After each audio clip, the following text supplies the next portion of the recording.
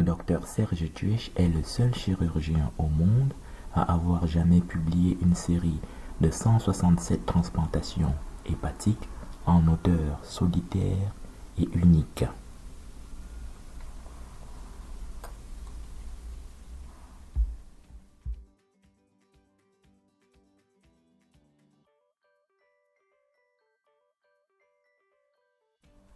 En comparaison, aucun CHU belge n'a atteint ces chiffres de 167 transplantations hépatiques adultes à la date où je vous parle. Par exemple, l'hôpital Erasme à Bruxelles affiche sur son site, ici comme on le voit sur cette capture d'écran, n'avoir fait que 200 transplantations adultes et enfants réunis à la date d'aujourd'hui. Cela veut dire qu'ils ont au maximum 150 transplantations hépatiques adultes. Et ils sont par ailleurs incapables de publier eux-mêmes cette série, de manière comme je l'ai fait.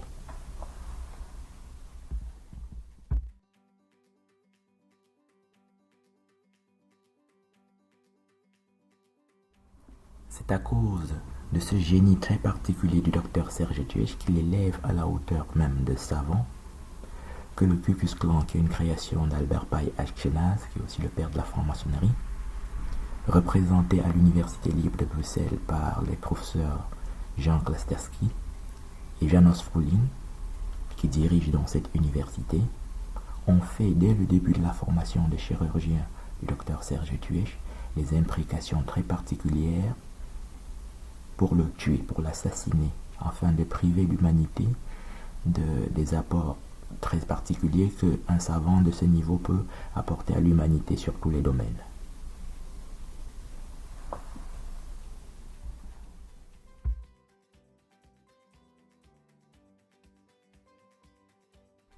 Ces imprécations pour assassiner le docteur Serge Tuech ont été renouvelées en août 1998 par les professeurs Jean Klasterski et Janos Fruling à l'Institut Jules Bordet, où le docteur Serge Tuech se trouvait pour sa 4e année de spécialisation.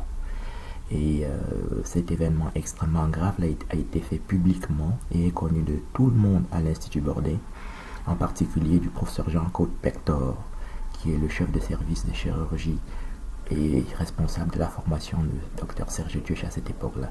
Il apparaît sur la publication que nous voyons ici. Il est toujours vivant pour en témoigner.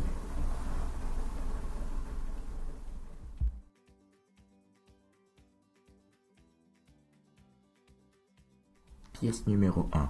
Nous voyons sur cette lettre reçue de l'ordre des médecins du Hainaut, en haut à gauche, ordre des médecins du Hainaut, adressée au docteur Tuech, en haut à droite, Monsieur le docteur Tuech, daté du 15 juillet 2020, je lis: Honoré confrère, le bureau a pris connaissance de votre courriel en date du 7 juillet relatif au docteur Klasterski. Nous communiquons votre courrier au Conseil de Bruxelles et Brabant-Wallon, dont dépend le docteur Jean Klasterski. Veuillez agréer, honoré confrère, l'expression de mes meilleurs sentiments confraternels. Pour le bureau, le secrétaire qui signe, c'est le docteur P. Pendezil, qui a signé en bas à gauche. Et en bas à droite, le président faisant fonction, docteur Jean-Marc Bourgeois, J.M. Bourgeois. Et donc, c'est l'ordre des médecins du Hainaut, c'est-à-dire Mons, en Belgique. Pièce numéro 2 que nous allons lire, celle-ci. C'est la lettre que le docteur Tuech envoie pour faire appel devant l'ordre des médecins. Elle date du 28 juillet 2001. Donc, c'est écrit première ligne Bordeaux, à gauche, en haut. 28 juillet 2001, en haut à droite. Au magistrat président du conseil d'appel de l'ordre des médecins. Il s'appelle Michel Ligaud. C'est un juge de la cour d'appel de Liège qui préside le conseil des médecins à l'ordre des médecins, au conseil d'appel. Le titre, c'est au magistrat président du conseil d'appel de l'ordre des médecins, plainte contre Jean Klasterski et Caroline Depute. La lettre que nous lisons ici, il y a 2 points. Premier point, tentative d'assassinat du docteur Serge Tuech par séquestration empoisonnement au CHU Saint-Pierre et à la clinique Fonroy du 10 au 21 septembre 2020. Deuxième point, vol et destruction du diplôme de médecin du docteur Serge Tuech au CHU Saint-Pierre. La dernière ligne, c'est signé docteur Serge Tuech et ma signature, c'est tout. Donc c'est un rappel d'une plainte, de la plainte c'est des plaintes qui ont été renouvelées à plusieurs reprises et ici, les appels ont été faits et ça n'a jamais été jugé ni en première instance, ni en appel, ni au niveau du Conseil national, ni en cassation, hein, parce que le Conseil d'État et la Cour de cassation ont le pouvoir pour casser des décisions que l'Ordre des médecins aurait pu rendre. Mais aucune décision n'a jamais été rendue à la date d'aujourd'hui, surtout ce que nous avons raconté jusqu'à présent.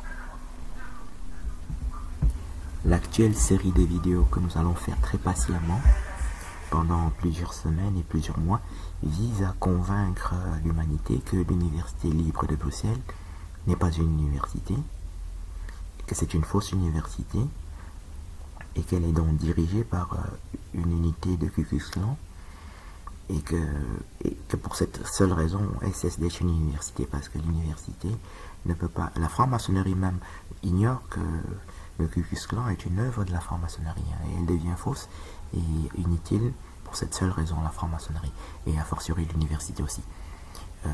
Troisième pièce que nous allons lire, c'est celle-ci, c'est l'Ordre des médecins. C'est une lettre que je reçois de M. Benoît de Gemep le 24 mars 2021 du Conseil national. Donc tout en haut au milieu, on voit Ordre des médecins, Conseil national. En haut à droite, on voit Bruxelles, 24 mars 2021. Juste en dessous, on voit Monsieur le docteur Serge Tuech. Et puis la lettre se lit: Monsieur le docteur, le bureau du Conseil national a bien reçu votre dernière lettre datée du 16 mars 2021. Votre courrier relatif au docteur Caroline Deput et Jean Klasterski a été transmis pour disposition au Conseil provincial de l'Ordre des médecins de Bruxelles et du Brabant wallon. Signé tout en bas, Benoît de Gemep, président du Conseil national de l'Ordre des médecins du Conseil national. Les Français ne voient peut-être pas qui c'est, mais Benoît de Gemep, c'est le juge, le plus grand juge que la Belgique ait jamais connu. C'est lui qui était le procureur de la République, qu'on appelle en Belgique procureur du roi, dans l'affaire Julien Mélissa, il y a une trentaine d'années, qu'on appelle l'affaire Marc Dutroux. Et c'est grâce à lui qu'on a attrapé Marc Dutroux, qui est un terrible criminel pédophile belge. Et c'est grâce à lui qu'on a jugé Marc Dutroux. Et c'est grâce à lui qu'on a condamné Marc Dutroux. Et c'est encore grâce à lui que Marc Dutroux est toujours en prison aujourd'hui. En France, il n'y a plus de juges aujourd'hui, hein. Les juges sont faux. Comme par exemple François Molens, qui est le procureur général à la Cour de cassation. Et les autres juges français, c'est tous des faux juges. Nous allons parler de ça aussi dans cette vidéo. Nous allons prendre au courant de ces vidéos plusieurs exemples concrets. Premier exemple, le docteur Jean-Pierre Elanga a été assassiné par le Ku Klux Klan. Il avait lui aussi reçu des imprécations et des menaces de mort de ce genre-là. On appelle ça en France le suicide policier. Ça veut dire qu'un policier t'assassine et on maquille ça comme un suicide. C'est-à-dire les autres policiers viennent et disent que c'est un suicide. En France, il y a eu ça, hein. Il y a un cas très célèbre, Pierre Bérégovoy ne s'est pas suicidé, il a été assassiné par son garde du corps et son chauffeur. J'ai fait au début de ce mois de septembre plusieurs vidéos pour expliquer ça. Voilà. Donc c'est le premier assassinat. Moi-même, le docteur Serge Tuech qui vous parle, si je n'avais pas été protégé et aidé par mes amis à Bruxelles, le docteur David Lipski, et à Marseille par mon ami professeur David Taeb, PhD, je serais mort depuis longtemps. Donc ces deux amis très chers, et quelques autres d'ailleurs encore aussi, hein. Nous citerons régulièrement deux exemples, sauf quand on a besoin d'en citer plus. Ils m'ont protégé, sinon je serais mort. J'ai amené parler dans mes vidéos de la semaine dernière, en détail. Nous y reviendrons un peu plus loin. Dans cette affaire, le docteur Serge Tuech a saisi le député belge, député fédéral, Benoît Pied-de-Bœuf. J'ai aussi saisi le député français Olivier Serval. Donc, ça s'appelle la Chambre des représentants en Belgique et ça s'appelle l'Assemblée nationale en France, pour qu'ils interviennent qu'ils interrogent l'ordre des médecins sur les faits dans leur composante discriminatoire, puisque quand on parle de Ku Klux Klan, on parle de discrimination. Et que c'est un acte très barbare, beaucoup plus barbare que les actes barbares que nous voyons dans les pays musulmans. Chez les musulmans, quand on coupe la main de quelqu'un, quand on lui coupe le pied, c'est parce qu'on lui reproche, de manière, on a jugé, pour avoir volé un œuf. C'est un acte barbare. Mais ici, le Ku Klux Klan assassine les gens dans sa franc-maçonnerie en utilisant des faux députés tellement crétins, mais pour des actes que les gens n'ont pas fait. Ce député belge aurait dû donc déjà, que j'ai saisi le 19 mars, interroger l'ordre des médecins. Je l'ai appelé à plusieurs reprises depuis, et je n'ai toujours pas de nouvelles, pas plus que je n'en ai de Olivier Serval en France. Le début de cette vidéo paraît un peu lent et nonchalant, mais nous avons beaucoup de précisions à apporter, parce que la franc-maçonnerie qui est donc notre adversaire ici s'appelle moqueur des derniers jours, et c'est eux qu'on appelle dans la Bible moqueurs des derniers jours, c'est-à-dire c'est des lions, des dragons qui sont déguisés en agneaux. J'ai déjà expliqué ça dans plusieurs vidéos, qui font semblant d'être là pour défendre la liberté de la femme, l'égalité de la femme. Bon, en France, il y a 100 avocats à la Cour de cassation. Mon affaire s'y trouve inscrite. J'ai saisi la Cour de cassation française. Il y a 100 avocats qu'on appelle avocats au conseil et à la Cour de cassation. C'est comme des notaires. Il n'y a pas un seul noir parmi.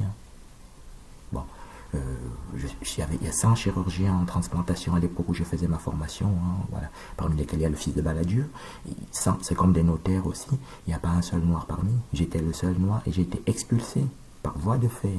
C'est ça la franc-maçonnerie. Et ça fait 20 ans que j'essaie de dire que non, voilà. Et personne n'a jugé l'affaire. L'affaire n'a été jugée nulle part en 20 ans. Bon, c'est même plus grave, j'ai exercé en Martinique en 2005 comme médecin urgentiste et smuriste à l'hôpital du Lamentin en 2005. Il n'y a pas un seul chirurgien dans cet hôpital, un chirurgien noir en Martinique au Lamentin. C'est même plus grave encore ailleurs, en Guyane, là où il y a Christiane Taubira. J'étais à Saint-Laurent-du-Maroni, c'est quelque part là-bas en Guyane, française donc, et tu n'as pas un seul même médecin généraliste à l'hôpital de Saint-Laurent-de-Maroni. C'est tous des médecins qui viennent comme ça de quelque part. Tu n'as pas un seul médecin guyanais noir à Saint-Laurent-du-Maroni. J'y étais en 2003 et en 2009. Bon, ce que je dis c'est très très clair. J'ai pas vu là-bas même un seul médecin généraliste comme ça, noir à l'hôpital de Saint-Laurent-du-Maroni. Et ça, c'est la France. Et la République, c'est une république de la franc-maçonnerie, donc c'est des démons. Parce qu'ils parlent toujours de liberté, égalité, fraternité. Quand c'est comme ça, tu dois imposer un avocat noir à la Cour de cassation. Même de force, tu prends un crétin, supposé que les noirs sont bêtes, tu prends même un bête noir, tu mets, comme ça commence. C'est comme ça que les Mitterrand faisaient auparavant. Il y avait un gros ministre noir qu'on appelait Kofi Niam. Et puis, les chefs d'État ont fait comme ça pendant quelques années. Aujourd'hui, ils ne feront même plus ça. Bon, c'est encore plus grave. Donc, j'étais à Saint-Benoît, en l'île de la Réunion. Là-bas non plus, tu ne trouves pas un médecin, un chirurgien noir, ni même un médecin généraliste noir, français, à l'île de la Réunion, à Saint-Benoît, ni même à Saint-Denis. Je parle de généralistes. Tous les médecins noirs que tu vois, ils viennent de quelque part, de Cuba ou de Belgique, comme moi. J'étais noir belge. Voilà. Donc, c'est ça, les choses comme ça sont en train de traiter ici. Donc, nous allons préciser sur cette image que nous voyons, donc, en haut, à droite, encadré avec le cercle noir, et étiqueté numéro 1, on voit que mon article a été publié en juin 2003. C'est-à-dire il y a 17 ans. Il y a 17 ans. Et à cette époque-là, les CHU belges, tous les CHU belges qui font la transplantation hépatique, aucun n'avait même atteint 50 patients. Et moi, j'ai publié donc une série de 167 patients. En haut à droite, donc on voit juin 2003. Et la capture d'écran de l'hôpital Erasme montre qu'ils sont aujourd'hui à 200 transplantations adultes et enfants, c'est-à-dire à 150 transplantations adultes maximum. Et je répète, aucun des CHU belges n'a atteint ce chiffre-là aujourd'hui, c'est-à-dire 17 ans plus tard. Au milieu, numéro 2, encadré en jaune, on voit que donc, ça s'appelle diabète mellitus, c'est-à-dire diabète sucré chez le patient transplanté. C'est un article savant parce que les chirurgiens ne travaillent pas, ne parlent pas de médecine, ni d'immunologie, ni des choses dont je parlais. C'est d'ailleurs par une œuvre du Ku Klux Klan que j'ai dû faire cette publication tout seul. Parce qu'ils font des pétitions comme ça en secret. C'est quand l'année d'après, j'étais allé pour m'inscrire à l'Ordre des médecins, que l'Ordre des médecins m'a délivré une pétition signée par des équipes du Ku Klux Klan belge et des équipes du Ku Klux Klan local qui disaient que non, les médecins ne devaient pas participer à la publication. Ce qui fait qu'aucun des 19 chirurgiens du service n'y a participé. Et les équipes qui collaborent avec nous, comme les gastro-entérologues, les immunologues, etc., les intensivistes, un article comme ça, quand un service de ce niveau-là fait un article, c'est au moins 40 médecins qui y participent. Parce qu'après l'opération, les patients restent aux soins intensifs pendant plusieurs jours. Et les patients nous sont adressés par les gastro-entérologues parce qu'ils ont une cirrhose, des choses comme ça. Et il y a les immunologues qui participent, les radiologues qui font ce qu'on appelle la mise au point préopératoire et qui participent au suivi. Donc c'est 40 médecins qui auraient dû participer à cet article. Et c'est par une œuvre du Ku Klux Klan, c'est-à-dire pour tuer, c'est un assassinat. L'assassinat n'est pas forcément physique. Il y a plusieurs séquences. On peut assassiner professionnellement, ce qui est mon cas. Et n'est assassiné physiquement qu'après, parce qu'une fois qu'on écrit dans les articles, comme ils ont écrit, que c'est un fou, il n'a pas de diplôme, à chaque moment, on envoie une équipe de la police t'assassiner, te tirer même physiquement, et on dit que ouais, forcené, c'était barricadé. Alors, comme l'affaire n'a jamais été jugée ni en premier instant, ni nulle part à l'Ordre des médecins, procureur du roi, personne, procureur de la République, procureur général, personne, nulle part. Donc quand on dit dans les journaux qu'un forcené s'est barricadé, on tape ton nom, on trouve que oui, il était fou, oui, il n'avait pas de diplôme, et que donc la police lui a tiré dessus, donc c'est un vrai forcené, c'est un vrai fou. Alors ça fait 20 ans que tu es en train de dire non, j'ai même pas été radié de l'Ordre des médecins. Et c'était un complot. Parce qu'un journaliste, les journalistes ne savent qu'ils peuvent téléphoner à l'Ordre des médecins, ça lui prend 30 secondes pour savoir si tu as été radié. Ils ont même accès aux banques de données judiciaires, des juridictions civiles et professionnelles. Un journaliste ne fait jamais une erreur pour raconter que tu as été radié, comme nous le voyons sur cet article ici. C'est donc un complot par définition. C'est des unités intégrées de complot. Donc le journaliste raconte un mensonge par lequel tu es assassiné socialement et professionnellement. Parce que pour radier un médecin, ça veut dire que tu es un marre du trou. Si tu couches avec une patiente, si tu tabasses même un patient, ou le mari ou la femme d'un patient, on ne te radie pas. On peut te suspendre, si c'est très très grave, on peut te suspendre de 3 mois ou 6 mois. Si tu vas en boîte, tu te bagarres, on ne te fait rien. Donc on dit que tu as été radié et que tu n'as pas de diplôme comme ils l'ont écrit dans les journaux, et que ça fait 10 ans que j'essaie de te faire juger ça quelque part, il n'y a aucun jugement. Que tu n'as pas de diplôme. Donc c'est un assassinat professionnel et social qui permet après que donc, la police peut t'assassiner la nuit chez toi et dire que tu t'es suicidé. Et alors les mêmes journaux écrivent que oui, sa vie avait basculé, il s'est suicidé. On envoie une équipe, ils font ça régulièrement en France. Rue Delcrier dit, un forcené s'est barricadé et la police a tiré sur lui. Voilà. Et quand n'importe qui, n'importe où tape ton nom, il trouve que oui, tu étais effectivement fou et que tu n'avais pas tes diplômes et que donc la police t'a abattu parce que tu t'étais barricadé. Genre, ça veut dire ce que ça voulait même dire barricadé. Voilà, c'est là qu'on en est. Donc, précision, donc, mon article a été publié en juin 2003 en haut, encadré en noir, encerclé de noir, juin 2003. Et à cette époque, en juin 2003, aucun CHU belge n'avait même 50 transplantations hépatiques. Et au milieu, encadré, encerclé de jaune, numéro 2, on voit que ça s'appelle diabète mellitus, ça veut dire diabète sucré, c'est un sujet médical. Quand un chirurgien parle d'un sujet médical, ça veut dire que c'est déjà un petit savant. Sinon, un vrai savant. En bas, numéro 3 encadré en rouge, on voit donc numéro 3, on voit 167. 167, c'est donc le nombre de patients que j'ai publié. Il faut faire ces précisions-là parce que les francs-maçons, on les choisit parce que c'est des crétins puissants. Je le dis parce que je sais. J'étais rosicrucien et martiniste et j'en parlerai un peu plus loin. C'est des crétins puissants, on les choisit pour cette raison-là. Et c'est comme ça que l'humanité est détruite parce qu'ils sont incapables, même par eux-mêmes, de faire quelque chose d'intéressant. Et c'est ce que nous sommes en train de dire ici. Voilà. Donc, aucun CHU belge n'a atteint 167 patients. Et quand vous demandez à un député de jouer son rôle de député, vous demandez à un juge de jouer son rôle de juge dans une affaire de ce niveau, vous voyez que c'est des cas entre les juges aussi, donc. Si l'affaire n'a pas été jugée, parce que ce n'est pas des juges, c'est des gens qu'on prend parce que c'est des francs-maçons, et on les prend pas pour leurs compétences, on les prend pour leur haine, parce que c'est des cancres très très puissants, et qui ne sont pas même capables de juger même une petite affaire. C'est-à-dire de rendre même un jugement incompétent, que tu peux même dire que oui, c'est pas un bon jugement. Ils n'ont jamais jugé l'affaire à aucun moment donné. Alors que j'ai simplifié l'affaire, j'ai dit non, j'ai pas été radié. Voilà. Donc, c'est dit qu'il n'a même pas besoin de faire une enquête, il tape juste les bases de données de l'ordre des médecins et il juge, il dit oui, il n'a pas été radié, et puis c'est fini. Voilà, et ça n'a pas encore été fait. Très rapidement, pour terminer ce chapitre, nous reviendrons pour préciser les choses. Donc, je comprends bien qu'il y a des pièces en anglais, des pièces et que ça va vite. Mais chaque pièce significative seront revues comme ça. Donc, pour terminer ce chapitre, voici la lettre de François Molins qui m'a écrit le 4 août, il y a donc 2 mois à peu près, et que j'ai reçu le 6 août. Donc, en haut, au milieu, on voit Cour de cassation. En haut, à gauche, on voit Parquet général. Et en haut, à droite, on voit Paris le 4 août 2001. Et juste en dessous, on voit Procureur général près la Cour de cassation. Donc, c'est François Molins. Et juste en dessous, on voit Docteur Serge Tuèche avec mon adresse. Et puis, il met les références et tout.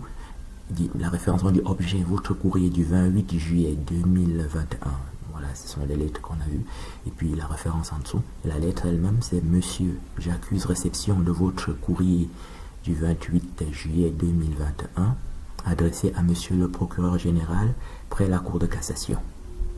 Je vous informe qu'il n'entre pas dans les attributions du procureur général près la Cour de cassation d'enregistrer des dépôts de plainte, de diligenter les enquêtes pénales, de requérir l'ouverture d'une information judiciaire, de demander à des magistrats du parquet sur lesquels il n'a pas autorité hiérarchique d'y procéder.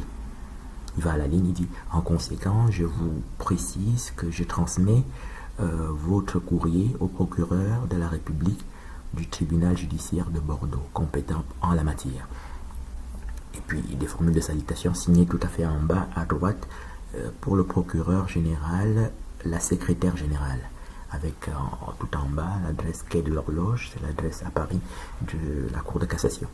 Donc ce qui m'embête ici, voilà, je ne force pas les gens à faire quelque chose en dehors, mais dans une affaire comme celle-ci, en France, c'est pas la première fois qu'on enferme des gens dans les goulags.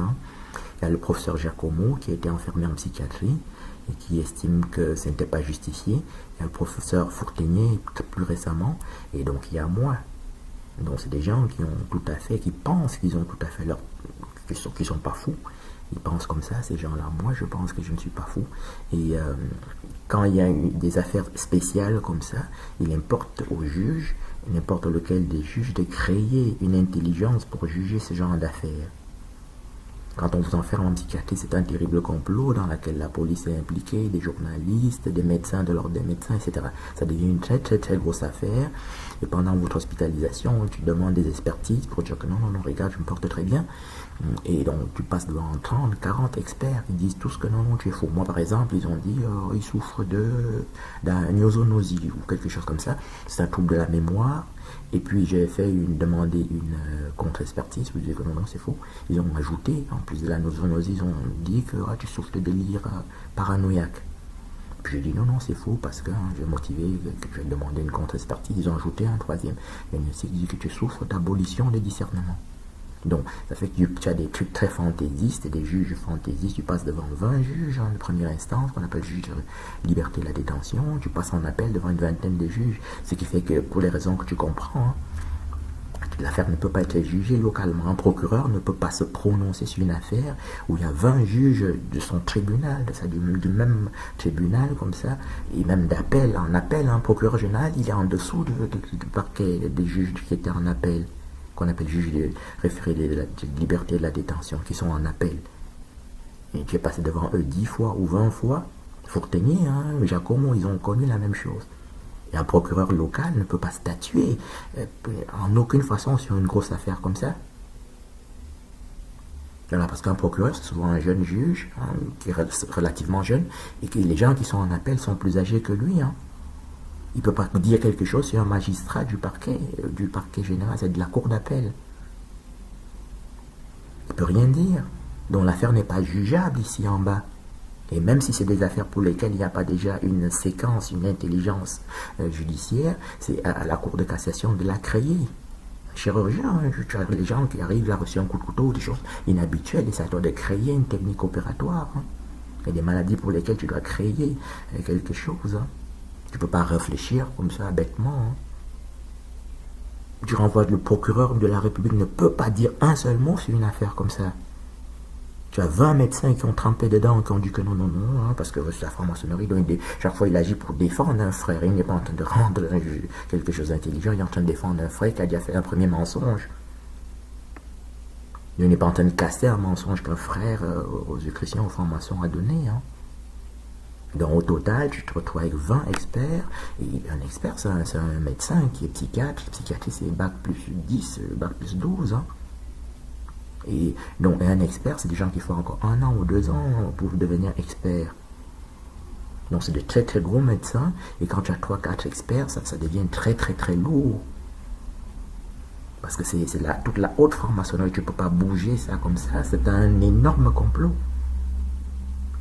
Donc je ne dis pas qu'il a le pouvoir de renverser un complot, mais tu ne peux pas raconter une histoire comme ça. Je répète, une appendicite, c'est une appendicite. Un chirurgien voit que c'est une appendicite.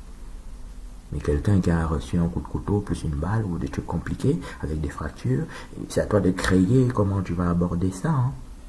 De décider un petit peu ce que tu vas faire. Tu ne peux pas réfléchir simplement, tu ne peux pas parler comme si on est en train de parler d'une appendicite aiguë.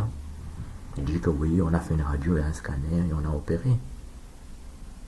Quand il y a un polytraumatisme, c'est toi qui dois définir les séquences. Et voilà. Parce que ce n'est plus simple. Alors là, il donne quelque chose de très simple, de simpliste même. Et c'est vraiment en ce sens-là que c'est dommage. On n'est pas en train de chercher à faire l'injure. On n'est pas injurieux. Là, il faut parler d'une certaine façon parfois pour que les gens comprennent la gravité des choses. Mais ici, tu vois bien qu'il est en train de faire comme si un chirurgien parle d'une appendicite aiguë, alors qu'on est en face d'un polytraumatisme. C'est-à-dire quelqu'un, on lui a tiré 3 balles, il a sauté par la fenêtre, avec déjà 3 balles dans le corps, il s'est cassé en plus le col de fémur et la colonne vertébrale, en plus des 3 balles qu'on lui avait tirées, et qu'il s'est défenestré pour fuir les autres balles qui allaient arriver. Ce qui fait que tu ne peux plus parler comme si c'est une chirurgie ordinaire. Donc je répète, tu as 10 magistrats comme ça du tribunal de grande instance et 10 magistrats d'appel devant qui tu es passé pour dire que non, libérez-moi, je ne suis pas fou. Ils ont demandé chacun une expertise ou une contre-expertise. Tu as 20 experts qui sont trempés dedans, et quand tu as saisi l'ordre des médecins pour faire condamner par l'ordre des médecins, soit les médecins hospitaliers qui te bourraient de médicaments alors que tu n'as rien, soit les médecins experts qui racontaient des histoires à dormir debout. Et ça fait que tu as donc localement, tu as l'ordre des médecins, le conseil d'appel, et les avocats ont trempé dedans. Mes propres avocats, on les a enrôlés comme ça dans la franc-maçonnerie, et ils ont été d'accord quand on écrit dans les journaux que j'ai été radié. Donc tes propres avocats ont participé à l'affaire. Donc ça donne chirurgicalement comme si quelqu'un se trouve au 10e étage et sa femme ou son grand-père, quelqu'un lui tire dessus, un voleur, lui tire dessus 3 balles et que pour fuir la 4e balle, il saute des fenêtres et il se retrouve par terre avec une fracture de la colonne vertébrale, une fracture du crâne, une fracture du col de fémur, en plus les 4 balles qu'il avait déjà reçues. Un chirurgien ne peut pas raconter une grossièreté comme ils m'ont raconté là. Un procureur ne peut pas statuer sur une affaire comme ça. Un procureur, c'est quelqu'un qui n'a pas 40 ans. Parce que c'est après, quand François Molins, même, je crois qu'il est dans la quarantaine, c'est un très bel homme en plus. Donc, il était d'abord qu'on appelle juge antiterroriste, et maintenant il a 50 ans quand il devient ce qu'il est aujourd'hui. Il n'a pas le pouvoir, comme ça, à 40 ans, de parler sur des gens qui étaient au-dessus de lui, qui avaient 50 ans. Donc, procureur, c'est des gens qui ont 40 ans, et après tu deviens procureur général ou quelque chose, et tu ne peux pas bouleverser quelque chose. Tu peux prendre des décisions, type appendicectomie, mais tu ne peux pas maintenant bouleverser l'ordre local. C'est la préfète qui a organisé les tentatives d'assassinat concrètement. C'est elle qui organise aussi les trucs que j'ai appelés que quand forcené s'est barricadé. C'est le préfet qui organise ça. J'ai fourni quelques pièces, mais je commenterai les pièces les plus significatives. Je voulais juste clôturer ce chapitre-ci pour passer à autre chose. Donc j'avais saisi déjà le procureur de la République le 20 janvier, comme on le voit sur cette pièce-ci, le 22 janvier 2020. Et je n'ai saisi la Cour de cassation pour la première fois, après avoir saisi la Cour d'appel, la première présidente de la Cour d'appel, le 20 juillet 2020. Donc, le procureur avait déjà prouvé depuis le 22 janvier 2020, on le voit sur ce document, hein. J'ai signé en haut à droite, j'ai mis la date 22 janvier 2020.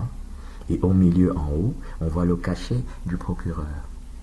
Quand tu déposes, ils te mettent un cachet, tu déposes en 2 exemplaires, ils te donnent un exemplaire, ils te mettent un cachet que tu gardes pour toi.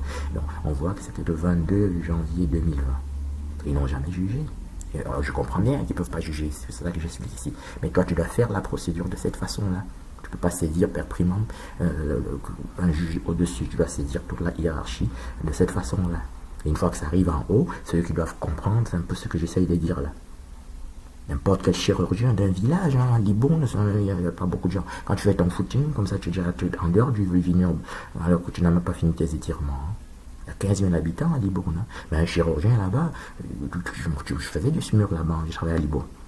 Tu ramasses des gens, comme ça, des enfants parfois qui ont roulé en voiture le samedi, qui ont bu un peu et puis se sont cassés la tête, hein, ou se casser quelque chose. Quand tu amènes le chirurgien, il réfléchit, hein, il ne réfléchit pas comme si c'était une appendicite aiguë. Alors que là, il a réfléchi comme si c'était un divorce. Hein. Que dans un couple normal, ils ont divorcé. Alors que, je répète, ici, il y a 10 juges de première instance et 10 juges d'appel qui ont mouillé dedans. Donc, ils ont dit que oui, tu es fou. Tu as 10 médecins hospitaliers qui t'ont donné des médicaments terribles, hein, qui risquent chacun de ces 10 médecins hospitaliers la radiation à vie. Chacun des 10 experts risque la radiation à vie. Donc, c'est pas une affaire qu'on peut juger localement. C'est un petit peu ça que j'essaie d'expliquer. J'espère que j'ai été clair. Mais une appendicite aiguë, on parle à n'importe qui comprend ce qu'on est en train de faire. Mais les polytraumatisés, tu peux même pas expliquer aux gens jusqu'à ce qu'ils comprennent que la stratégie que tu as prise, puisque c'est des stratégies. Parfois même tu commences comme ça et puis la rate explose alors que tu croyais qu'elle va tenir. Et bon, tu es obligé d'arrêter là-bas et d'aller régler la rate qui a explosé au cours de l'opération. Ce qui fait que tu peux même pas. Voilà, c'est ça un polytraumatisé. C'est tout un art qui est différent. Donc quand tu arrives chez un procureur, François Molins, qui était juge antiterroriste, hein, juge antiterroriste, c'est une terrible intelligence qu'il est supposé avoir. Et tu vois qu'il est en train de réfléchir là comme un chirurgien du village. Hein. Mais c'est terrible en cela. Hein. Juge antiterroriste, hein, on appelle ça juge Burger, et tu le voyais comme ça sur sa tête, il était impressionnant. Hein. Et quand il parlait à la télévision, ce genre-là. Et parfois, hein, comme ça, avec les Anne Sinclair et les gens, et tu vois, tu étais impressionné. Mais là, tu vois comment il raconte une histoire terrible. Je répète, tu as 10 juges de première instance et un procureur, même s'il y avait que les 10 juges de première instance, il ne peut pas statuer. C'est une affaire que on comprend qu'il faut délocaliser l'affaire. Même l'ordre des médecins localement ne peut pas statuer sur une affaire comme ça.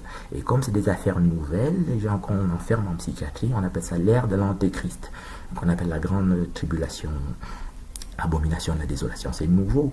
Et c'est à des juges de ce auteur-là, quelqu'un qui est supposé avoir été juge antiterroriste, tu dois avoir une terrible intelligence. C'est des gens qui écrivent des livres, tu vois même le titre du livre, tu es impressionné.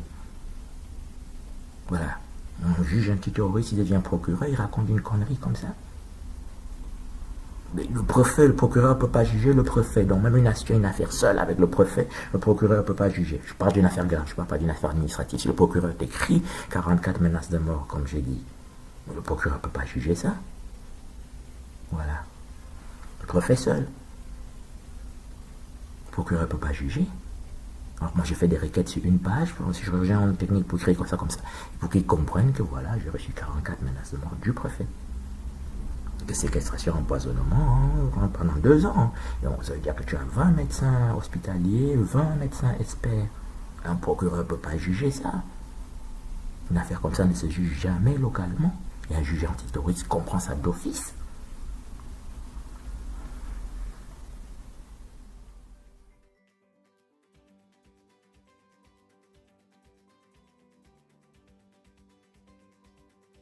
En conclusion, le docteur Serge Tuich est médecin belge, diplômé de l'Université libre de Bruxelles le 29 juin 1994, avec distinction 78%, et il a été sélectionné par l'Université libre de Bruxelles pour faire une spécialisation en chirurgie de l'année 1994 à l'année 2001.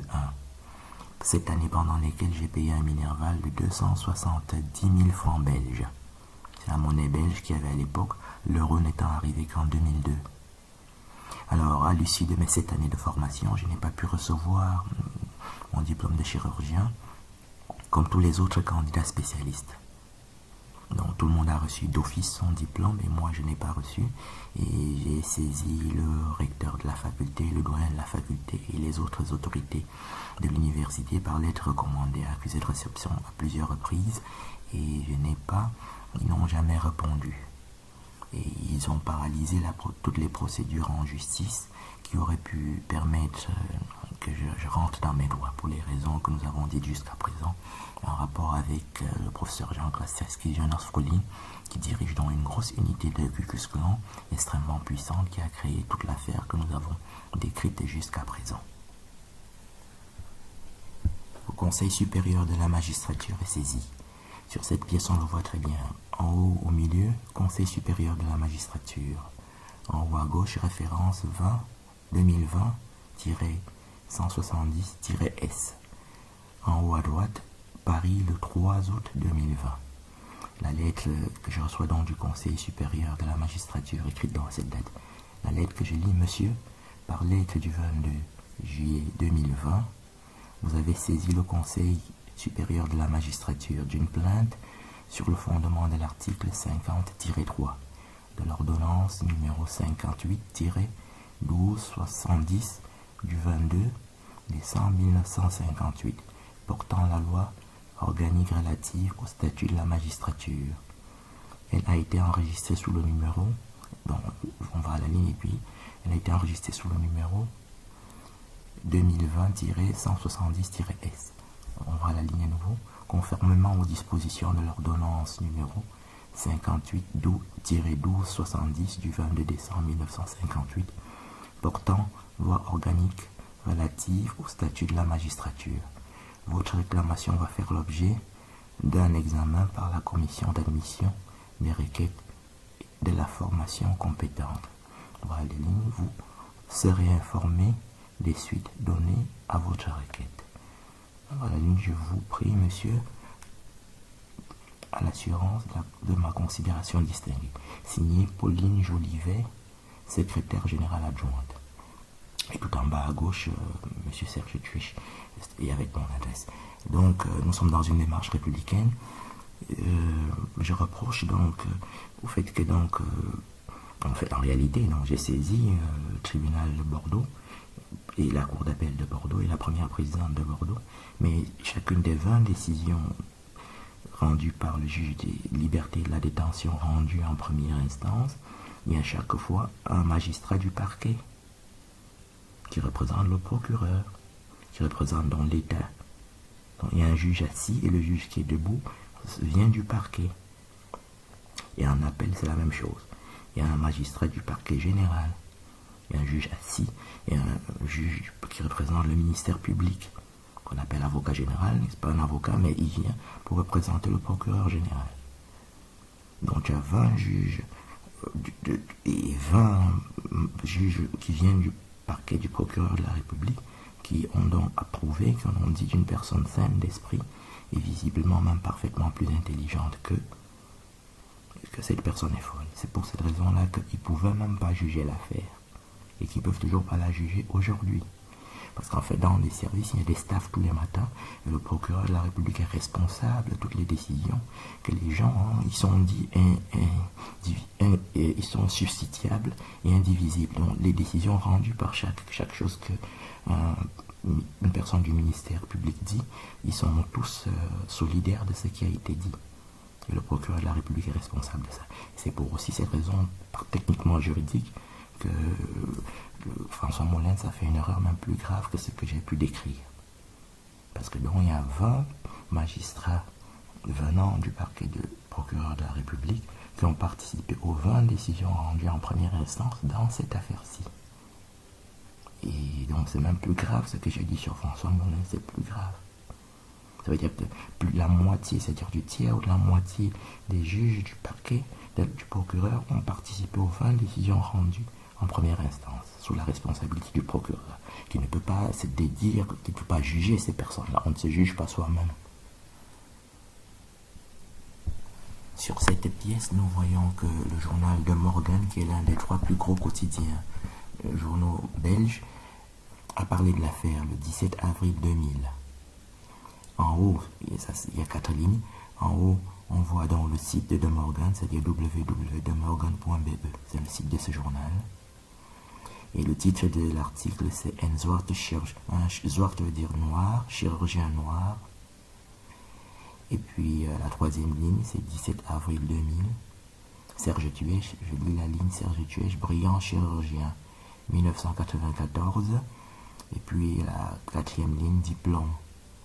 Je ne peux pas produire l'intégralité de l'article sans leur autorisation. Mais c'est des choses que nous ferons un peu plus tard. Je produirai aussi des audios que j'ai eus avec les députés ou avec leurs attachés parlementaires et des autres pièces de cette nature-là, afin que des contestations stupides n'aient pas lieu.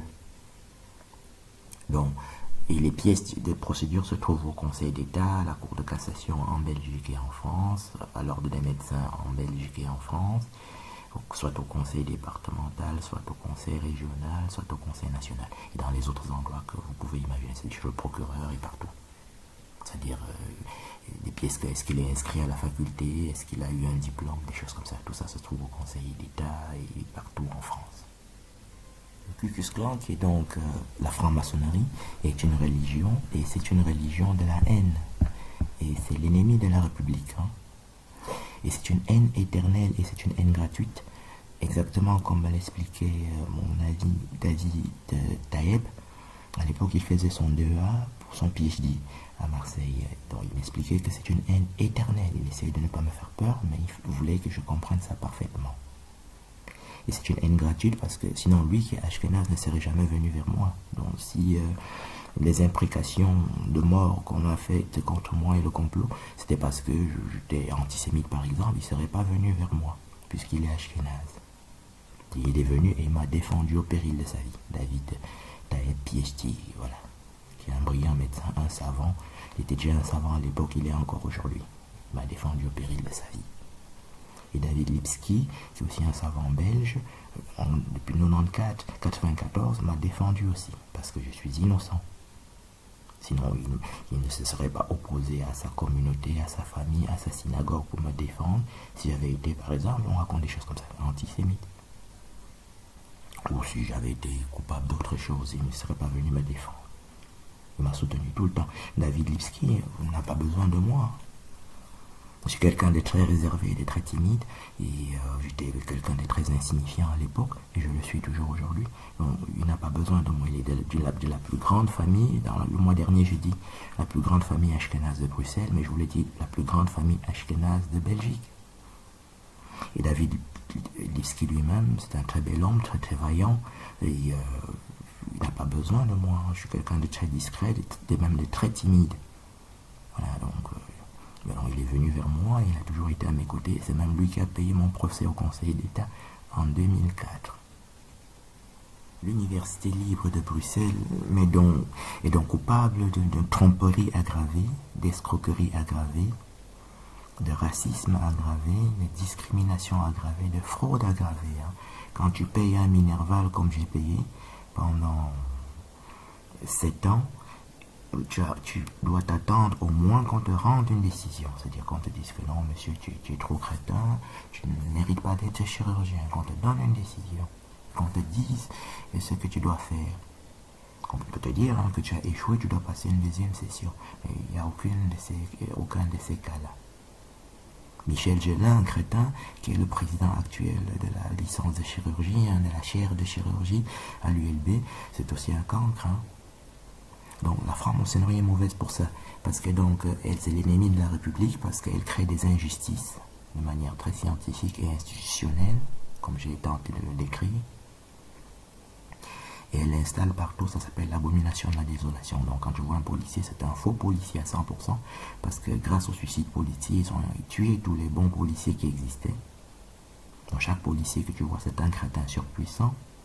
Quand tu vois François Molins, c'est un crétin, Donc j'explique quelque chose qui est totalement nouveau, séquestration, empoisonnement, c'est très très nouveau. Bon, le crime n'est pas nouveau en lui-même, c'est quand ça devient institutionnel. Voilà. C'est comme si, tu vois, à Marseille, quand j'étais à Marseille, on tirait déjà sur les gens avec des kalachnikovs. On dit que c'est des règlements de compte. Bon, on dit pas pas que c'est normal. Mais si la même chose se passe aujourd'hui et qu'ils utilisent une arme au laser qu'ils ont pris chez les Américains et quand même peut-être que l'armée française n'a pas. Donc tu dois voir que un juge important comme François Monès a compris que c'est quelque chose de nouveau. On ne te fait pas un copier-coller d'une vieille loi comme ça bêtement. Hein. Donc tu vois, c'est un faux procureur, c'est donc dû être un faux juge antiterroriste. Hein. Et c'est en cela que le pays est en danger. Parce que si le juge antiterroriste est même un crétin, un faux juge, plus bête que Jacques Attali, plus bête que Emmanuel Macron, ça s'appelle l'abomination de la désolation. L'Université libre de Bruxelles, qui donc me doit 10 millions d'euros d'arriérés d'honoraires de chirurgien, et c'est ça que j'essaie de conquérir, mais je dois répondre à chaque crétin qui a pensé qu'il devait participer à l'affaire. Et c'est ce que nous sommes en train de faire. Je suis donc en conflit contre l'Université libre de Bruxelles. Nous avons établi dans cette vidéo jusqu'à présent que la République est fausse. Il s'agit désormais d'une affaire d'État. Donc une affaire d'État en France, une affaire d'État en Belgique. Et nous avons prouvé jusqu'à présent que la République est fausse puisque les législateurs sont faux. Nous en avons cité un ou deux. Et nous allons le prouver dans la suite des séries de vidéos que nous faisons. Les juges sont totalement faux. On ne dit pas qu'il a rendu un jugement qui est faux, on dit qu'il est faux en tant que juge, dans son essence de juge, en tant que juge lui-même, et qu'il est même incapable de rendre un jugement, même un mauvais jugement, parce qu'il est faux intrinsèquement, c'est ça qu'on dit. Les députés sont faux intrinsèquement, les juges sont faux intrinsèquement, et l'exécutif aussi est faux, en tant que la République est fausse, comme nous allons l'établir. Le Ku Klux Klan est donc faux. C'est quelque chose de mauvais et c'est une création d'Albert Pike, qui est un Ashkenaz, qui est le père de la franc-maçonnerie. Il est aussi l'auteur, donc il est l'auteur, créateur, inventeur du Ku Klux Klan, Albert Pike, Ashkenaz, et il est aussi l'auteur, inventeur de tous les rites de la franc-maçonnerie qu'on appelle les rites écossais, anciens, modifiés, tout ce que vous voulez. Tous les rites sont écrits par Albert Pike et la franc-maçonnerie devient fausse aussi pour cette raison-là. Qu'on appelle tueur d'hommes, hein, sorcellerie, tueur d'hommes, assassin, meurtrier, dans le livre de la sagesse, chapitre 12. C'est une sorcellerie, mystère, sorcellerie, tueur d'hommes, assassin, meurtrier, tueur d'êtres sans défense. Donc ce sont des tueurs. En France, en maçonnerie, c'est des tueurs. C'est parce que les gens qu'on a enrôlés sont des crétins et qui sont incapables de le réaliser. Ce sont des tueurs. On appelle ça tueur d'hommes, extorsion. C'est une religion qui est décrite, la religion d'Antéchrist qui est décrite dans Ézéchiel, chapitre 22, qu'on dit usure, extorsion. Une technique d'extorsion. Tu es le meilleur chirurgien belge en 1996, le 6 juin 1996, les 100 candidats spécialistes, c'est-à-dire les étudiants chirurgiens qu'on appelle en France internes en chirurgie, ont passé un examen national le 6 juin. J'étais premier au niveau national. On trouve ça au ministère de la Santé en Belgique. Donc toutes les pièces se trouvent aussi au ministère de la Santé. Tous les X temps, ils scannent les pièces et ils les conservent sous forme archivée. Au ministère de la Santé en Belgique, au ministère de la Santé en France, toutes les pièces se trouvent archivées. Il n'y a aucune pièce qui a disparu. N'importe quelle personne peut aller trouver toutes les pièces qu'on dit. Donc le docteur Tuech n'est pas seulement un savant aujourd'hui. Et en 1996, en deuxième année de spécialisation, j'étais le premier sur 100 chirurgiens. Il s'agit donc de 100 candidats chirurgiens. Et personne au monde ne fait ce que je fais. Vous allez en Chine, ils sont 1,5 milliard là-bas. Personne ne peut publier même une série de 3 patients, même une série de 10 patients. C'est très très difficile. Il faut mélanger au minimum 50 données du patient donneur de la greffe, 50 données du patient receveur de la greffe, et peut-être une cinquantaine de données de suivi. Le traitement qu'il reçoit, les rejets de greffe qu'il a fait, ce que tu as donné quand il a fait un rejet. Et voilà, je dois analyser 150 données, chaque donnée individuellement. Chaque donnée en les croisant. Voilà. Et personne ne sait faire ça. Il n'y a personne en Chine. On dit que les Chinois sont forts en mathématiques. C'est un gros mensonge, la franc-maçonnerie. Les statistiques, c'est la franc-maçonnerie. C'est les Chinois, c'est la mathématique. Tu vois, dans chaque faculté, en mathématiques, tu trouves 100 Chinois. Parce qu'ils sont intelligents. Tu prends un transplanteur chinois, tu dis d'analyser une série de 3 patients. Alors, ça fait 150 données pour les 3 patients et de dire quelque chose d'intelligent. Il ne peut pas. Donc, la République est fausse, et c'est ça que nous allons établir et démontrer par la suite. et mettre fin, si c'est nécessaire, à cette fausseté, et afin d'obtenir la justice, parce que c'est désormais à la République et aux institutions que nous attaquons de démontrer le contraire de ce que nous disons. Par exemple, qu'un juge serait vrai, qu'un policier le serait aussi, ou qu'un législateur quelconque l'est. Et donc, l'université en question n'est pas fausse. C'est-à-dire que je n'ai pas été étudiant là-bas et que c'est un délire que je suis en train de dire. Donc, sinon, c'est que cette université me doit 10 millions d'euros. L'affaire est aussi enregistrée à la Cour du travail de Bruxelles. Il y a eu le tribunal de travail, Cour du travail, et il n'y a jamais eu un jugement rendu par cette Cour du travail. Et toutes les pièces se trouvent dans ces juridictions-là. Ça ne disparaît jamais, les choses ne disparaissent pas. Ça n'existe pas la génération spontanée, et inversement, les choses ne disparaissent pas. L'Ordre des médecins, Conseil national de France, est saisi aussi. Très rapidement, nous allons lire rapidement. Dans cette pièce, en haut à gauche, on voit Ordre des médecins, Conseil national de l'Ordre, en haut à gauche. À droite, en haut, on voit Paris, on voit Dr Serge Tuech, la lettre qu'ils m'ont envoyée. Et en dessous, on voit Paris le 19 novembre 2020. En haut à gauche, en dessous de l'Ordre des médecins, on voit Dr Anne-Marie Trarieux, présidente de la section éthique et déontologie. Et en dessous, on voit section éthique et déontologie, service des plaintes, avec plusieurs chiffres qui sont la référence de chez eux. Objet, en dessous, on voit objet à gauche, objet plainte. Et voilà le corps du texte qu'ils m'ont écrit. Monsieur et chers confrères, par courrier du 5 novembre 2020, vous m'avez fait part de votre nouvelle plainte à l'encontre des docteurs Benoît Berthe et Arnaud de Jésus, exerçant à l'hôpital de Cadillac. Donc, cette conserve à la ligne.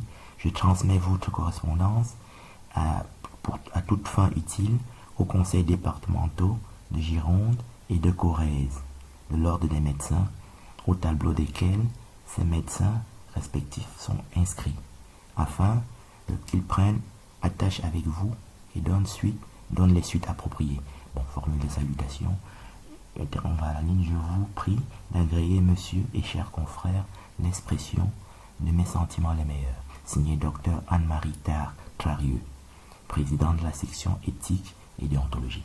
Il y a même plusieurs trucs en dessous pour me dire l'adresse des conseils de l'ordre où elle a envoyé les plaintes avec leurs emails et tout, et leurs adresses postales. Donc ça c'était, j'avais déjà, donc comme on voit dans cette lettre, j'avais déjà saisi l'ordre des médecins jusqu'au conseil national. J'ai saisi le conseil départemental, comme on le voit sur cette pièce, en septembre 2019 déjà. Et c'est monté au conseil régional, puis au conseil national, et ça tourne en rond. Bon, si quelqu'un est fou, ou si quelqu'un saisit l'ordre des médecins et que ce n'est pas fondé, l'ordre des médecins répond. Donc on interroge le médecin, il dit voilà, on lui a prescrit l'aspirine et il a fait un malaise. Bon, il est fâché, il porte plainte. Et on dit, on envoie au médecin, le médecin dit oui, je lui ai prescrit l'aspirine, il a fait un prurit et machin, et je lui ai donné, je peux du Zyrtec ou un antihistaminique pour que ça s'arrête là. Et on explique au patient que oui, ça arrive dans 1 pour 1000 ou 1 pour 1 million de cas, que ça donne l'aspirine, donne un prurit, qu'on se gratte, ou quelque chose comme ça, et puis ça s'arrête là. Donc à une plainte, on porte plainte et qu'on interroge le médecin et que le médecin ne se souvient pas de ce qu'il a fait, ça veut dire qu'on est dans tout ce que nous venons de dire, un complot. Si un patient est fou et qu'il a les 3 diagnostics qu'ils m'ont donnés, c'est-à-dire anosognosie, délire paranoïaque et abolition du discernement, les 2 médecins là, c'est les 2 médecins hospitaliers. Il y en a un autre à Bordeaux, il y a quelques autres. Ça c'est ce que voilà, il répond. Il dit il y avait un délire paranoïaque et j'ai prescrit ceci. Et ça s'arrête là. Et l'ordre médecin me répond en disant que oui, dans telle maladie, on prescrit cela. Ça veut dire qu'il n'y a pas de faute. Et l'affaire s'arrête là. Donc si ces médecins n'ont pas répondu jusqu'à la date d'aujourd'hui, et si l'affaire médicale ordinale, si la plainte ordinale n'a pas été jugée, ça veut dire que c'est moi qui suis en train de dire la vérité. En fait, il faut comprendre qu'ils ont posé une faute médicale la plus grave et qu'ils risquent dans la radiation à vie. Et c'est même encore plus grave parce que ça relève des assises. Une séquestration, j'entends comme quelqu'un qui a été enfermé quelque part. C'est comme les otages, les prises d'otages. Donc c'est tout de suite beaucoup plus grave. Et puis empoisonnement, c'est comme une tentative d'assassinat avec facteur aggravant. Parce que les médecins, c'est des toxicologues. Un médecin, c'est un toxicologue même plus dangereux qu'un pharmacien. Parce qu'il connaît les médicaments beaucoup plus qu'un pharmacien. Et cette connaissance-là, ça lui sert, selon son serment d'Hippocrate, à soigner les gens, pas à tuer les gens. Voilà. Donc s'il empoisonne les gens dans sa fonction de médecin, c'est une faute très très aggravante. C'est beaucoup plus grave qu'un viol. C'est beaucoup plus grave qu'un viol aggravé. Ça commence comme une tentative d'assassinat avec toutes les aggravations qu'on a. Et tu peux attraper jusqu'à 15, les assises directement. Tu peux attraper jusqu'à 15 ans de prison, comme ça, dans une affaire comme ça. C'est ça le tableau de l'affaire. Donc, François Molins a faux dans la forme et dans le fond. Parce que si un patient va à la police, il dit on m'a violé, et tu le renvoies chez lui pour chercher même sa pièce d'identité, sans avoir attrapé le suspect qui dit qu'il a violé. Ça veut dire que tu es en train d'assassiner la personne. Hein? Donc, si une personne va en tribunal, à la police, dit on m'a violé, tu racontes une connerie, tu le laisses sortir, ça veut dire que son violeur va l'assassiner. Hein. Or, le viol, tu as juste 3 ans de prison ou 4 ans de prison, hein. Ou 5 ans maximum dans les viols aggravés. Hein. Or, c'est comme ça, quand tu vas dans un commissariat, tu dis on m'a violé, tout de suite on va attraper la personne d'abord, avant même de continuer à t'écouter. Parce que tant que la personne est en liberté, il risque de violer d'autres personnes et tu ne peux pas sortir même du commissariat tant que la personne n'a pas été enfermée. Or, François Molins est en train de renvoyer l'affaire ici pour que je me fasse assassiner purement et simplement. Hein.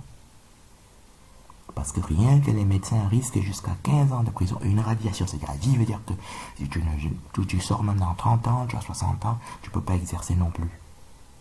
Parce que c'est la faute la plus grave dans la forme et dans le fond qu'un médecin peut faire. Ça, c'est pour parler de la partie médicale. J'ai saisi d'office, le jour où j'ai saisi la Cour de cassation, donc dès que l'affaire est sortie de Bordeaux, j'ai saisi le Conseil supérieur de la magistrature, parce que les juges ont commis la même faute que les médecins. Les juges là, les médecins, la faute des médecins est même moins grave. Parce que ça n'existe pas, ça n'apporte pas atteinte à la structure, au squelette, à l'armature de la République. Alors que quand un député, c'est-à-dire le législatif ou un exécutif ou le judiciaire, c'est ça le squelette de la République. Il y a un pouvoir judiciaire et ils ne peuvent pas comme ça, à 100, tu ne peux pas trouver 20 juges qui sont en train de faire un complot et contre l'État, hein, c'est pas contre moi. S'il existe en France même un seul hôpital quelque part dans la France où on enferme des gens comme ça de manière bizarre, arbitraire et dans un complot avec les juges, etc., les médecins et des choses, et la police et les juges judiciaires, ça veut dire que c'est grave, pas parce qu'il y a un policier, mais parce qu'il y a un pouvoir judiciaire qui est en train de tramer un complot. Et le complot, c'est pas contre un boulanger ou contre un médecin que je suis, c'est contre la République. Parce qu'eux, ils sont là pour garantir la République. Les médecins, pas. Donc, la faute des médecins a beau être grave, ça ne touche pas le squelette de la République, alors que la faute des juges touche la République. Ils sont en train de comploter, pas contre moi, contre la République. Tu dois être sûr qu'un juge est en train de rendre justice. Si 20 juges, même seulement de manière hypothétique, ont participé à un complot de cette nature-là, c'est un complot contre l'État. Hein. C'est pas comme si tu as corrompu un juge pour qu'il te rende isolément comme ça un jugement en faveur, non. C'est-à-dire qu'il y a 20 juges judiciaires et 20 juges du parquet, c'est-à-dire qu'on appelle le ministère public. Le ministère public représente la police, c'est-à-dire représente l'État, il représente la loi. Donc quand un policier attrape quelqu'un, c'est le parquet et le ministère public qui continuent le travail de la police, qui disent le droit, qui disent qu'il faut lui donner 1 an parce que... Donc c'est ça le parquet. Il y a 20 personnes du parquet qui ont comploté pour que cet hôpital psychiatrique, qui est un faux hôpital, continue à exister. Et donc, ces juges, quand j'ai saisi le Conseil supérieur de la magistrature d'office, c'est-à-dire le même jour, le 20 juillet 2020, quand j'ai saisi le Conseil d'État, à la Cour de cassation, j'ai saisi en même temps le Conseil supérieur de la magistrature parce que j'avais saisi la première présidente à une dizaine de reprises et elle n'a pas statué. Et j'ai expliqué que c'était une suspicion légitime pour les raisons que j'ai dit jusqu'à présent et elle n'a jamais statué. La première présidente de la Cour d'appel de Bordeaux n'a jamais statué. Et c'est donc elle que j'attaquais. Je n'attaquais même pas le procureur parce que si tu commences à citer 30 juges, ça, ou 20 juges, en première instance, 20 juges en appel, ça fait psychiatrique même parfois. Non, je n'avais cité que la première présidente. qui n'avait pas satisfait ma demande de suspicion légitime. La suspicion légitime tenait sur ce que je viens d'expliquer là, c'est-à-dire que 20 magistrats judiciaires et du parquet en première instance et 20 magistrats de la cour d'appel et du parquet général en appel, c'est-à-dire 40 magistrats de Bordeaux avaient participé à ce qu'il faut appeler un complot. Hein, voilà. Et ce n'était pas un complot contre un homme parce que c'est un peu technique, c'est un complot contre la République parce que ils représentent l'État. Voilà. Alors que les médecins ne représentent pas l'État. Et que le purement crétin médecin Didier Raoult est en train de détruire le pays parce qu'il fait croire qu'il représente quelque chose. Un médecin ne représente pas une autorité. Si Emmanuel Macron veut faire un vaccin, c'est pas ça qu'un médecin doit faire, comme Didier Raoult fait. Je vais demander au patient de porter plainte pour que le pouvoir judiciaire agisse. Depuis 3 ans, il est en train d'égarer les gens parce qu'il n'y a pas, les judiciaires ne s'est pas encore assez prononcé sur cette affaire. Et c'est vraiment dommage. C'est en ça qu'il est un crétin et un traître, hein, Didier Raoult. Ça n'existe pas de pouvoir médical. Un médecin n'est pas là pour rendre l'altérité à un législateur ou rendre l'altérité à l'exécutif ni à un juge. Je suis en train de faire un travail privé ici. Mais en tant que médecin, si j'étais en train d'exercer, si un juge décide quelque chose, si l'exécutif décide quelque chose, si c'est mauvais pour le patient, je l'écris à l'ordre des médecins pour que l'ordre des médecins intervienne.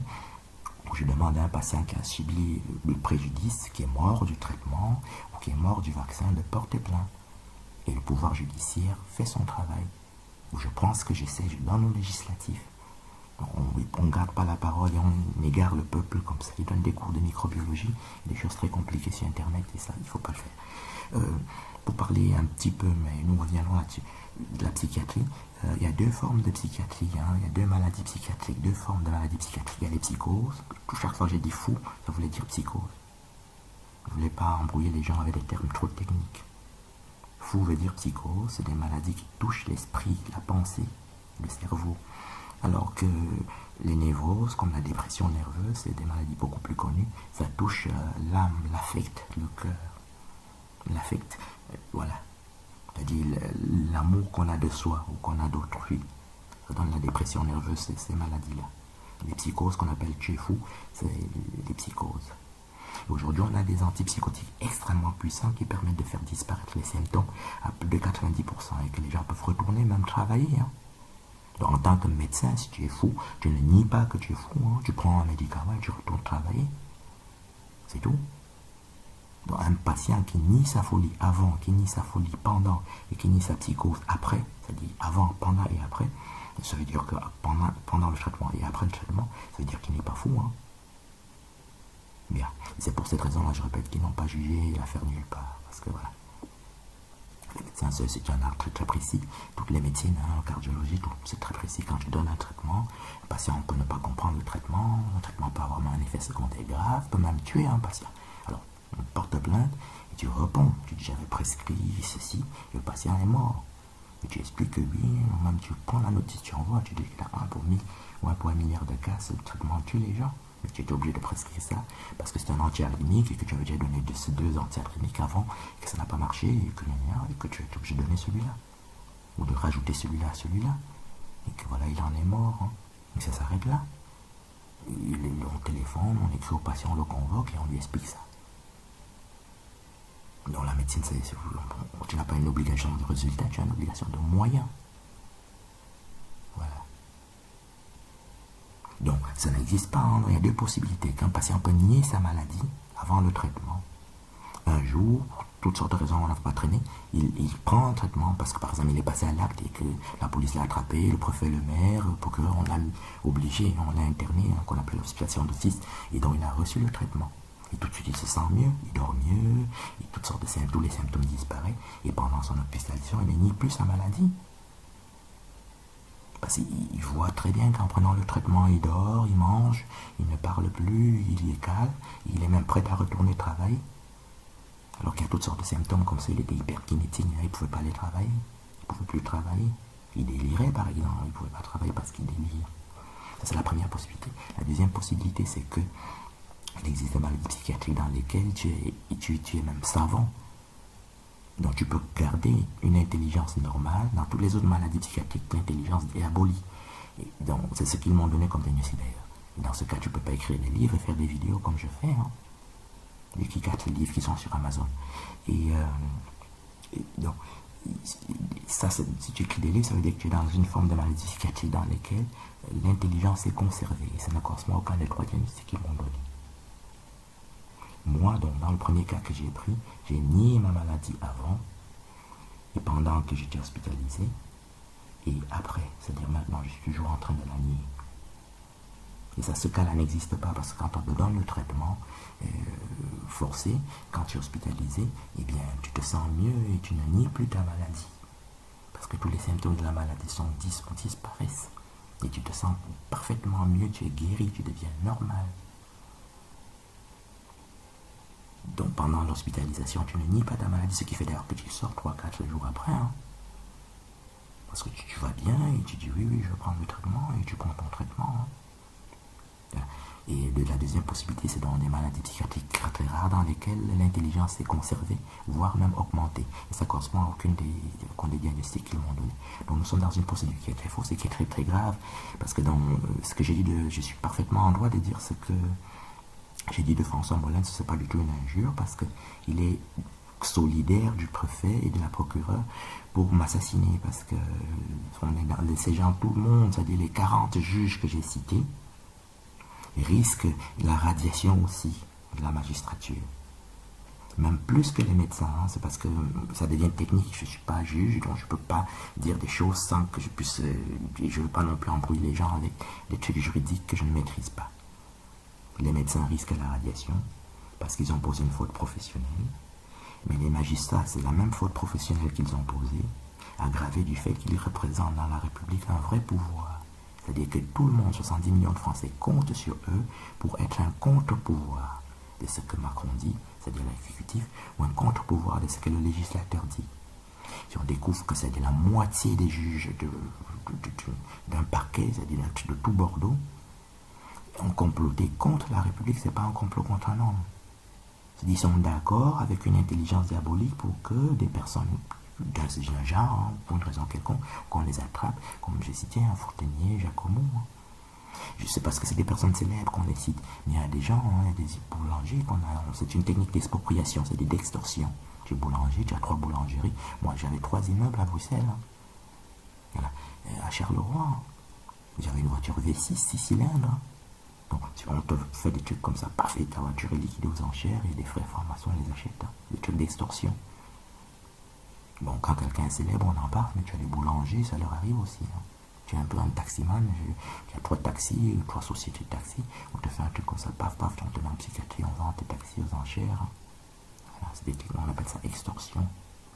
Et on ne peut pas faire ça avec la complicité d'un juge parce que ça devient, c'est beaucoup plus grave, ce n'est plus un complot contre une personne, c'est un complot contre l'État parce qu'un juge est là comme un pouvoir, il y a un des 3 pouvoirs de la République, il y a le pouvoir exécutif, le pouvoir législatif et le pouvoir judiciaire. Quand un juge fait un complot, quand plusieurs juges font un complot, ils sont en train de faire un complot contre l'État. Voilà. Et donc, dans mon cas, il y a 40 juges qui sont passibles de radiation. Ça devient donc une très très très grosse affaire. Parce que si 40 juges ont même fait seulement une petite faute, c'est une faute contre la République et c'est terriblement grave. Et le préfet représente localement la République. Hein. Il représente directement Emmanuel Macron, il représente la police, il représente la gendarmerie, hein. C'est pas le commissaire. C'est le préfet qui dirige les opérations de police. Hein. Voilà. Et de gendarmerie. Hein. Donc, si un seul préfet fait une faute, c'est une affaire d'État très très grave. C'est un complot contre l'État, c'est jamais un complot contre une personne. Hein. Parce qu'il représente l'État. Je parle d'une faute de cette nature-là. Voilà. Donc, ça veut dire qu'il a enfermé 3 ou 4 personnes dans cet hôpital-là, peut-être 10 personnes, et que ça devient contre la France qu'il a fait ces choses-là. En fait, c'est ça qu'il faut comprendre. Et c'est ça la gravité de l'affaire. Et quand je parle librement de François Molins et des autres personnes dont je vais parler, c'est parce que la faute est de cette gravité-là. À Madame Chantal Arens, première présidente de la Cour de cassation, Bordeaux, le 4 octobre 2021. Requête en suspicion légitime, article 662 du Code de procédure pénale. Numéro 1. Le docteur Serge Tuech a été abusivement hospitalisé en psychiatrie à l'hôpital Charles Perrens et hôpital de Cadillac du 27 novembre 2014 au 1er décembre 2016. Sans cause ni fondement. Pièce numéro 1. Point.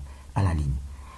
Cette séquestration empoisonnement du docteur Serge Tuech dans le but de faire disparaître ses travaux sur le territoire de Gaza est fait avec la complicité de 80 magistrats du tribunal judiciaire et de la cour d'appel de Bordeaux, dont Madame la Première Présidente, et pour lesquels le Conseil supérieur de la magistrature est saisi le 20 juillet 2020. Pièce numéro 2. Point. À la ligne. Numéro 3. Les 40 décisions et arrêts rendus en première instance et en appel impliquent chaque fois la participation d'un juge assis et d'un juge debout, ce dernier représentant le ministère public, parquet du procureur de la République et du parquet général, qui sont indivisibles et substituables et ne peuvent plus aucunement connaître la présente cause, la présente procédure dirigée contre eux-mêmes. Il y a donc 40 magistrats judiciaires et 40 juges du parquet. 40 juges judiciaires et 40 juges du parquet. Pièce numéro 3. Point. À la ligne. Numéro 4. La complicité de 20 médecins hospitaliers et experts, pour lesquels aussi le Conseil de l'Ordre des médecins est saisi et auquel il est reproché, ainsi qu'aux magistrats, la conception du faux diagnostic de abolition du discernement et psychose paranoïaque et anosognosie, pièce numéro 4. Point. Point à la ligne. Numéro 5. Ces diagnostics sont définitivement fantaisistes puisque les 10 travaux du docteur Serge Tuech sont publiés dans 4 livres sur Amazon ainsi que sur Facebook et sur divers sites web accessibles gratuitement par tous. 2 points. vk.com/tuech7 et vk.com/tuech10 et vk.com/tuech144. Point à la ligne. Numéro 6. La publication de 4 livres sur Amazon n'est pas possible en présence de ce triple diagnostic. Point à la ligne. Numéro 7. C'est la faute reprochée aux 80 magistrats et 20 médecins hospitaliers et experts est donc manifeste et caractérisée, justifiant la présente action contre Madame la Première Présidente de la Cour d'appel de Bordeaux, saisie à 5 reprises de demandes en suspicion légitime. Pièces numéro 5 et 6. Point à la ligne. Numéro 8. Ces 80 magistrats ainsi que ces 20 médecins risquent la radiation ASI de la magistrature pour les premiers et la radiation ASI de l'ordre des médecins pour les seconds, ayant les uns et les autres commis la faute professionnelle la plus grave, tant dans la forme que dans le fond. Point à la ligne. Numéro 9. C'est dans ce contexte que le docteur Serge Tuech reçoit des menaces de mort sur son téléphone portable de la part de la préfète de Gironde. Pièce numéro 7. Point à la ligne. Numéro 10. Ces 80 magistrats, dont la moitié du ministère public, ainsi que Madame la Première Présidente de la Cour d'appel de Bordeaux, sont aussi passibles d'un procès devant la Cour d'assises pour les 10 faits. Point à la ligne. Numéro 11. C'est ainsi que les correspondances écrites et téléphoniques du docteur Serge Tuech sont interceptées et volées et détruites, y compris les requêtes à la Cour de cassation des 27 janvier 2020 et 20 juillet 2020 et 9 novembre 2020 et 22 mars 2021, pièce numéro 8. Point à la ligne. Numéro 12. La présente requête est adressée à Madame la Première Présidente de la Cour d'appel de Bordeaux par lettre recommandée accusée de réception selon les dispositions de l'article 662 par cours du Code de procédure pénale. En sorte que Madame Chantal Arens, Première Présidente de la Cour de cassation, prendra aussi toute mesure utile, y compris la désignation d'office d'un avocat au Conseil pour la mise en état de la présente procédure, qui vise le dépaysement de la présente cause pour l'avoir jugé de manière effective devant la cour d'assises et le conseil de l'ordre des médecins et toute autre juridiction professionnelle et pénale. Point à la ligne. Signé Dr Serge Tuech avec mon adresse.